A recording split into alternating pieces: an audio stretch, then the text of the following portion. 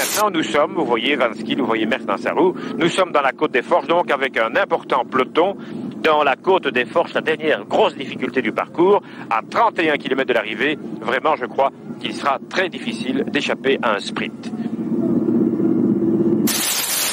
Et bien sûr, Freddy Mertens, le grand favori de la course. Et dans la côte des Forges, à moins de 10 km de l'arrivée, André Dierix va attaquer. Le seul coureur qui va réagir, eh bien, c'est le Français Bernard Hinault. Et donc, les deux coureurs vont se rejoindre à l'avant de la course et créer une petite avance d'une vingtaine de secondes sur le groupe de chasse composé donc de Thureau, de De Vlaminck, de Mertens et de... Joseph Brouillère qui entame son dernier gros effort avec 45 secondes d'avance sur 7 coureurs. Derrière Brouillère, Thureau, Moser, Kuiper, Laurent et Van Springel. Criquelion attaque dans la côte des Forges. Nous sommes à une quinzaine de kilomètres de l'arrivée. Kelly revient. Madio essaie de contrer. Ezotmel, toujours lui, est là aussi. Et les Molles en dernière position. La fin de la côte des Forges voit encore Anderson et Fignon roue dans roue. Met Criquelion min of meer angstig achterom kijkend in het laatste wiel van de kopgroep. Ja, Criquelion is toch niet zo sterk dat hij zich heeft kunnen ontdoen van zijn medevluchters in deze beklimming. Integendeel, hij gaat als laatste van de kopgroep mee omhoog. Dit is Argentin. En Pedersen nu aan de leiding.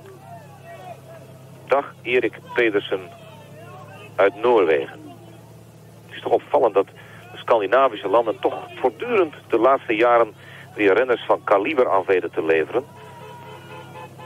Het begon in de tijd eigenlijk met Sven Akke Nielsen. Knut Knudsen uit Noorwegen is een naam die we ons nog zeer wel herinneren uit het nog niet zo gek lang geleden verleden. En nu zijn er weer nieuwe Scandinaviërs waarvan Pedersen er dan eentje is. 15 seconden wordt gemeld nog steeds als zijnde het verschil tussen deze vier en Ocasio da Silva. Arc-en-ciel. Argentine est en difficulté. Argentine, vainqueur en 1984 et 85, est en difficulté car là je ne pense pas qu'il essaie de pinasser et de faire croire que ça va mal pour partir sur la droite de la route. Non, là ce n'est pas possible quand même. On ne peut pas tricher. Mais Moreno Argentine perd 2, 3, 4, 5 longueurs. Et ce sont ces 5 longueurs qui font mal dans la tête. Celle dont je vous parlais tout à l'heure, là, quand on voit la roue qui est devant soi qui s'éloigne et que des étoiles commencent à vous faire naviguer sur l'ensemble de la chaussée. Et derrière le groupe dans lequel se trouvent les frères Simon, se trouve Fignon, est à 1 minute de Claude Criquelion. Voilà, nous allons nous arrêter dans quelques instants.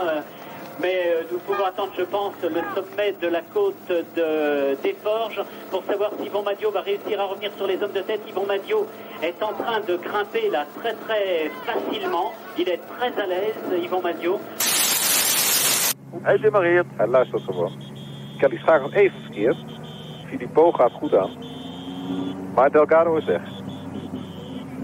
Kijk eens, kijk eens, kijk eens. Ja, ja. Kelly kan die versnelling niet rondkrijgen. Pedro Delgado. Niet getelefoneerd, uit het hol weg. Zoals het hoort. Precies volgens het boekje. Hoe demareer ik?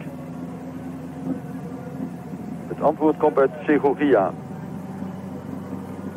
En meteen een gat van zo'n 150 meter. En hij gaat hard door. Dat is ook zijn enige. Maar zwart saai wat we hier gezien hebben. Delgado met die typische pedaaltred. Waar veel macht achter zit, heeft zich voorgenomen dit jaar de Tour de France weer te winnen, maar dan vlekkeloos.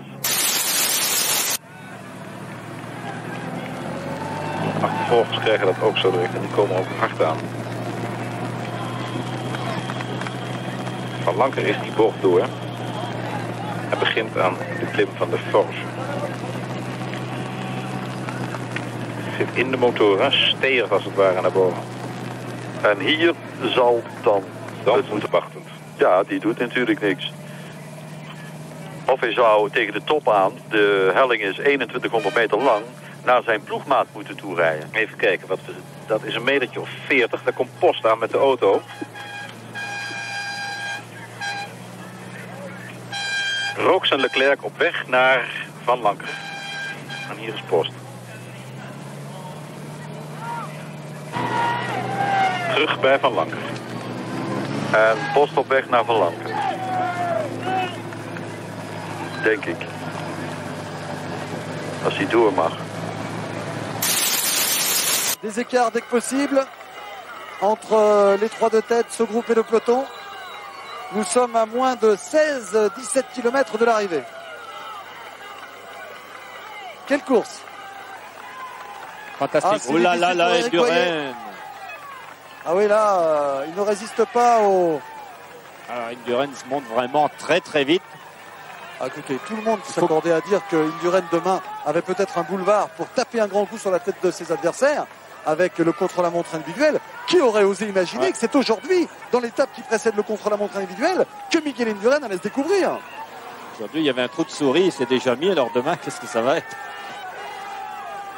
En tout cas, ceci dénote également une excellente confiance en lui pour faire ça la veille d'un contre-la-montre. Jean-René. Oui, alors, il ne reste plus que 13 secondes entre le groupe de Laurent Jalabert et la tête du peloton. Il faut noter que Lance Armstrong a été décroché du groupe Jalabert dès le début de l'ascension de la Côte des Forges. Jalabert qui mène ici très fort devant González Arrieta. Derrière, une idée de l'écart, Jean-René, voilà, on est en train de nous le donner. Donc 47 secondes avec le peloton, entre le groupe Indurain et le peloton, 47 secondes. Alors nous, on nous annonce 39 là entre Indurain et Jalabert. Et oui, plus 13 secondes entre Jalabert et le peloton, c'est à peu près ça. Ouais. Quel travail phénoménal d'Indurain.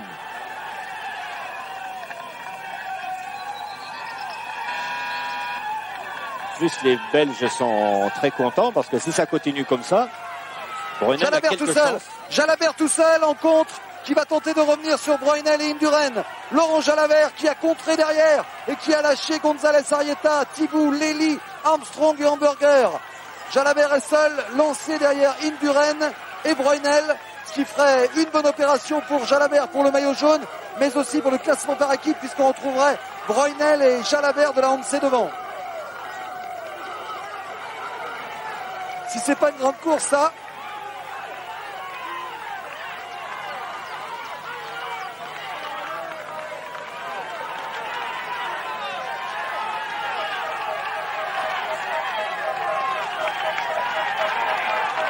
Je pense que Jalabert était dans l'obligation de lâcher ses compagnons d'échappée, qui ne lui apportaient plus assez d'aide.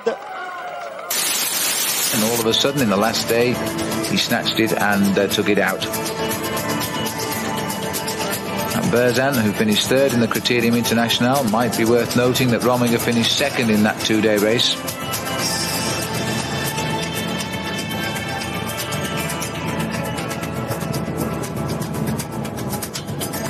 Chiappucci, still no sign on that face of pain. Enjoying the rhythm as he climbs the Côte des Forges.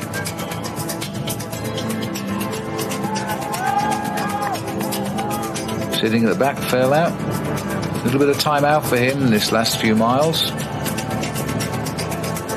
Well, Armstrong should be getting increasingly confident here. He's ridden a brilliant race. He's worked hard in it. He marked the man he always wanted to mark right out at the beginning. Tony Rominger was able to go with him when he launched that terrific attack around about Stocku.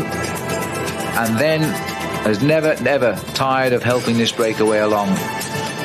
And if he comes to a sprint, surely Armstrong is the man who's going to take it out. That would be my... Gianetti turned pro back in 1986, so this will be his 10th season as a professional. He's only ever won 7 races in his career, but a very consistent professional. They've often made the races for their teammates in the past.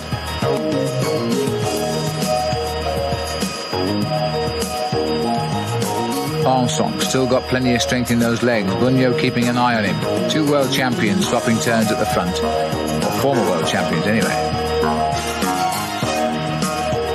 Over the top of the Forge. They're braking just for the sprint at the top for the mountain points.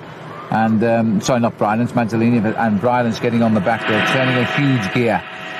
Now looking down at, I think, 6 very tired riders. The cars are queuing up behind, I think, to overtake because that group must be very close to them.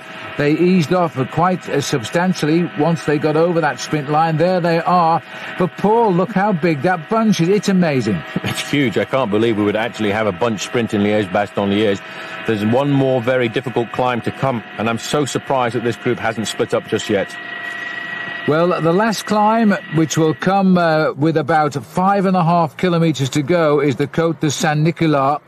It is a nasty little climb because of the way up to the finish, and just before the finish there is another climb which we don't count, but it could be the crucial one for the sprint. The Rylance has really got to hang on here. They're not too far from the summit, maybe 400 metres now, and then there's a right-hand turn down into the outskirts of Liège. On the front of the group, though, you can see Eddie.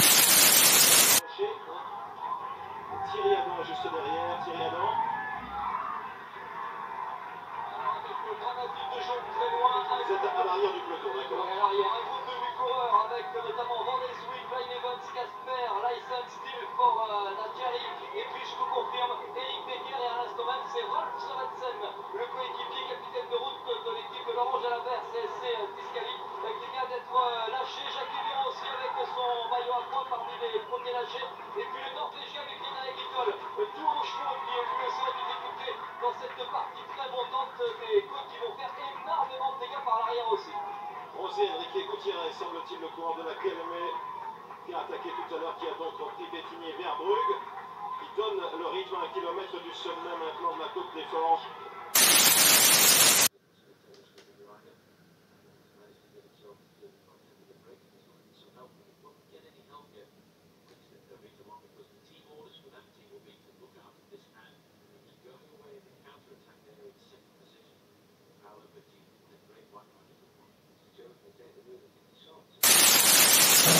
Avec un équipier de Valverde dans la roue. Et un de Cunego un peu plus loin, puis un de Kessler. Là aussi, ce sont des coureurs qui essaient d'anticiper un petit peu. Les favoris qui se neutralisent toujours, qui restent ensemble. Christopher Horner, dont on pourra quand même rappeler John, l'excellente doyenne l'année dernière. Di Gregorio qui vient d'être repris. 8e l'année dernière, Horner. Hein. Il y a Pachi Villa qui est là pour l'équipe Lampré, équipier de Cunego qui était dans la roue de Horner. Et on retrouve les deux coureurs de tête. Je pense que Vinokourov a tenté de sortir pour faire la jonction. Oui, je crois aussi que c'est Vino qui est là. Et Nibali qui accélère une nouvelle fois. Et qui suscite la réaction de Barredo. Vincenzo Nibali, 22 ans. On avait dit Gregorio, 21 ans en tête pendant 230 km. La nouvelle génération est là. Nibali qui a accéléré surtout pour essayer de distancer Krohn, qui avait déjà été en difficulté au pied de Sartilman. Et voilà, le voilà à nouveau distancé, Krohn. Barredo qui est revenu sans difficulté. Les Quick-Step toujours bien représentés. Et Vasseur lâché par Schumacher. Ça veut dire que Schumacher se retrouve seul. Ah, c'est important. Attention Jean-Paul de notre première moto. Merci Jean-Paul Hans et Thierry Delru. Nous avons donc Stéphane Schumacher seul en tête. On the day. Marco Albassini picked it up and went for one last hurrah, a rider soon to retire. Good to see the Mitchelton Scott now functioning beautifully out front, but all it did was tempt those to bridge the gap. Luis Leon Sanchez went off. Three attackers would soon be caught. The Ineos Grenadiers en masse taking things up at the front. Theo Gegenhardt performing brilliantly. Vingegaard tried to go with him. And as Fliegen suffered cramp at the front of the race inside the final 25 kilometres, just half an...